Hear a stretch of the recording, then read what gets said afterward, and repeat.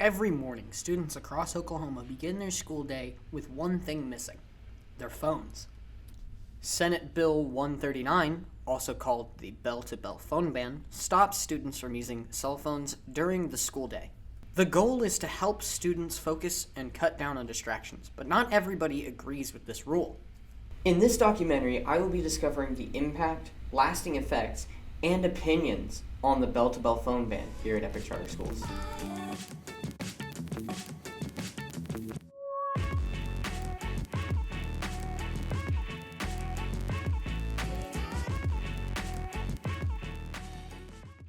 How would you say the phone ban has affected you, both school-wise and personally? Well, school-wise, because sometimes I need my phone to do my homework because I have certain information on my phone that I need.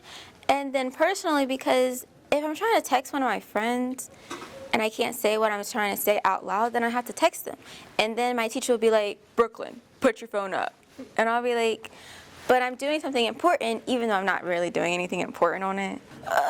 Emergency-wise, I don't. But if I'm doing my homework off of my phone, then I need like 3 to 5 times out of it.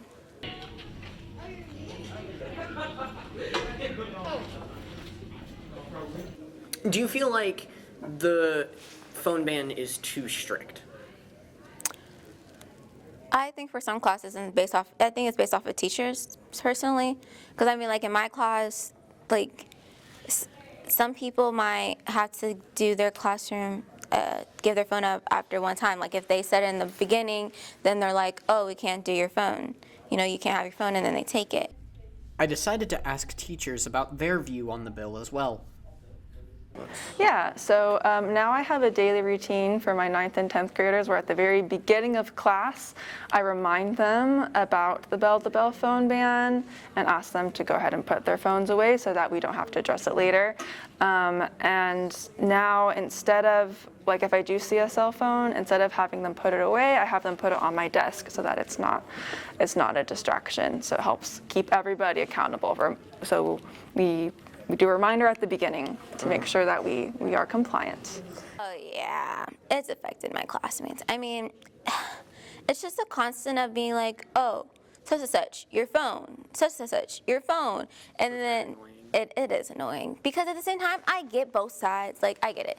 You're trying to do something else or you're getting bored of the class. But I just feel like as 11th and 12th graders that, we're going to get our work done eventually. And honestly, it gets to a point where, if we don't do our work or if we fall behind, that's on us. But I still feel like we should have some type of leniency when it comes to us having our phones. I've noticed that students don't really have a problem with the bill, although they do have an issue with the consistency because it's different in every classroom. I guess it's just the inconsistency of the rules. 1 minute you can have it out, 1 minute you can't. So bell to bell, it's not set in stone. How has this changed your daily routine?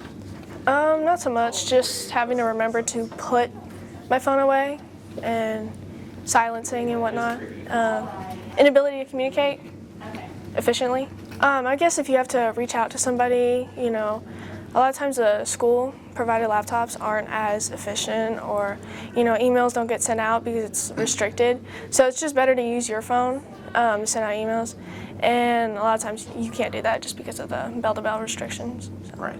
Yeah. Hi there, my name's Paul Thompson, Mr. Thompson. I'm a history teacher at the Woodward building for the pod upstairs on the right coming in the room. I'm their history teacher. The phone ban affecting the students. I do think, as most things, I view a lot of things in life as tools. I think phones are an amazing tool for communication. They can help people with tasks. AI can be a very useful tool as well. Phones can be useful too, to be on Google, because Google is the greatest repository of human knowledge ever. You can even think of it over the Library of Alexandria.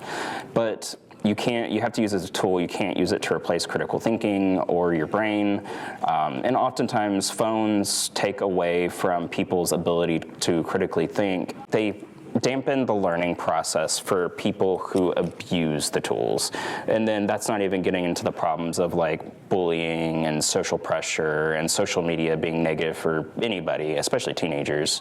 I'm not opposed to phones being in school. I just think oftentimes it's very abused by students in negative ways because it takes away from the learning process, it takes away from the socialization of students, and it just leads to an overall negative environment because most students take advantage of it. But overall, I do support phones not being in the education process.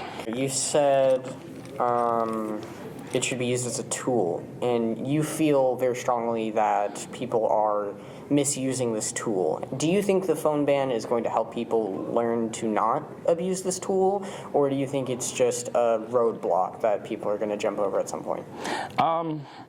That's a complicated question. I think overall, I think it helps high school students and teenagers like mature in a better way to becoming more of themselves in a educational setting, but obviously, you know, it's not going to fundamentally, we're not going to change fundamental society and culture by not having phones from 9 a.m. to 1 p.m., but I think it will help overall. A lot of people do abuse their phones. It's just part of American culture. It's part of global culture at this point. But if we can even like lower that to a smaller amount where people are on their phones less and less, then I think that's a good thing.